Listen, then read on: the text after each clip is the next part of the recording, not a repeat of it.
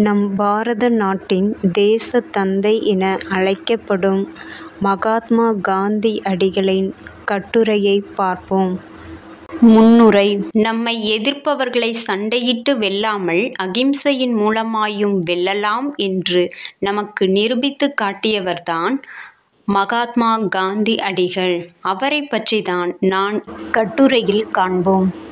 பிறப்பு. மகாத்மா காந்தியடிகள் குஜராத் மாநிலத்தில் உள்ள போர்பந்தர் என்னும் இடத்தில் 1869ஆம் ஆண்டு அக்டோபர் 2ஆம் நாள் கரம்சந்த் காந்தி மற்றும் புத்லிபாய் என்கிற தம்பதியருக்கு மகனாகத் தோன்றியவர்.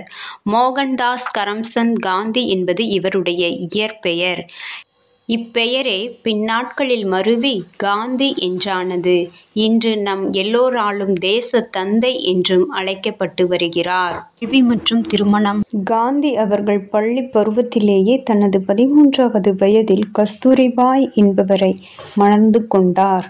அவர் தனது 18வது வயதில் வழக்கறிஞராக வேண்டும் என்று இங்கிலாந்து சென்று தனது பட்டப் படிப்பை மேற்கொண்டார்.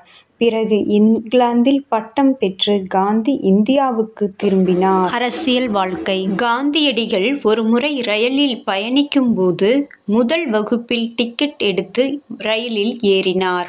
ஆனால் அங்கிருந்த அதிகாரி அவரை முதல் வகுப்பில் பயணிக்க அனுமதி வழங்கவில்லை. காரணம், அவர் வெள்ளைக்காரர் இல்லை என்பதால் அவருக்கு அனுமதி மறுக்கப்பட்டது. அதாவது கருப்பின மக்கள் மற்றும் தென்னாப்பிரிக்காவில் வாழும் இந்தியர்களின் நிலைமைகளை நினைத்து காந்தியடிகள் மிகவும் வருந்தினார். இதுபோன்ற நிகழ்வுகளே காந்தியடிகள் அரசியலில் ஈடுபாட்டுக்கு வர காரணமாகவும் அமைந்தது. ஒத்துழையாமை இயக்கம். ஒத்துழையாமை இயக்கத்தின் கொள்கை எளிதே என்பதே. அதாவது ஆங்கிலேயர்களுக்கு எதிராக அந்நிய நாட்டு பொருட்கள் மற்றும் உடை என்ற அனைத்தையும் தவிர்ப்பது போன்றவைதான்.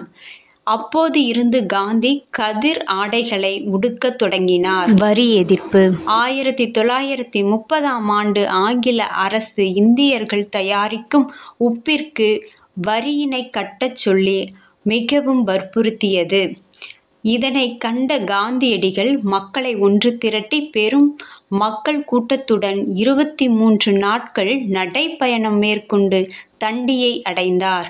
இதனால் ஆங்கிலேயரால் பலர் சிறை சென்று ஆகஸ்ட் புரட்சி இந்திய நாட்டுக்காக போராடினார்கள்.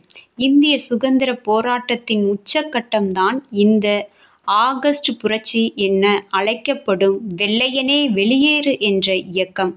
1942ஆம் ஆண்டு ஆகஸ்ட் 8ஆம் தேதி இந்த இயக்கம் துவங்கப்பட்டு இந்த இயக்கத்தின் மூலம் நாடு முழுவதும் ஆங்கிலேயர்களுக்கு எதிராக அகிம்சை போராட்டத்தினை காந்தி முன்னின்று நடத்தினார். சுதந்திர தினம்.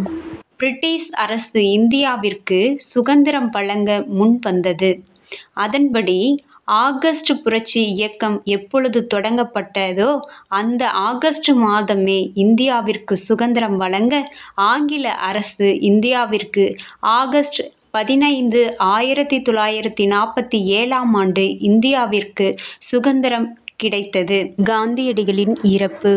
சுதந்திரத்தினையும் அறிவித்தது. சுதந்திரம் அடைந்த அடுத்த வருடம் 1948 ஜனவரி 30ஆம் நாள் புதுடில்லியில் நாத்துராம் கட்சே என்னும் கொடியனால் துப்பாக்கியின் மூலம் சுட்டுக் கொல்லப்பட்டார் காந்தியடிகள். அறவழியில் அன்பினை போதித்த காந்தி கடைசியில் குண்டு அடிபட்டு தன் இன்னுயிரை துறந்தார். நினைவு தினங்கள். காந்தியடிகளின் நினைவாக அவரது பிறந்த நாளான அக்டோபர் 2 காந்தி ஜெயந்தி தினமாக அனுசரிக்கப்பட்டு வருகிறது. அவர் இறந்த ஜனவரி 30ஆம் தேதி தியாகிகள் தினம் என்று அனுசரிக்கப்படுகிறது. நினைவு சின்னங்கள். சென்னை கிண்டியில் காந்திக்காக ஒரு தமிழக அரசு மணி மண்டபத்தினை அமைத்து அதனை பராமரித்து வருகிறது. மதுரையில் காந்தியின் நினைவாக ஒரு அருங்காட்சியகம் அமைக்கப்பட்டு பொதுமக்களின் பார்வைக்காக உள்ளது. மேலும் காந்தியின் நினைவாக முக்கடலும் கூடும் குமரிக்கரையில் காந்தியின் மார்பளவு சிலை அமைக்கப்பட்டுள்ளது. மேலும் காந்தியின் நினைவாக இந்தியா முழுவதும் பல சாலைகளுக்கும் இடங்களுக்கும் காந்தி அவர்களின் பெயர்கள் சூட்டப்பட்டு உள்ளது என்பது குறிப்பிடத்தக்கது. காந்தியடிகள் இவ்வாறு போராடி நமக்கு பெற்றுத்தந்த சுதந்திரத்தை என்றும் பேணி காப்போம். அனைவருக்கும் சுதந்திர தின நல்வாழ்த்துக்கள்.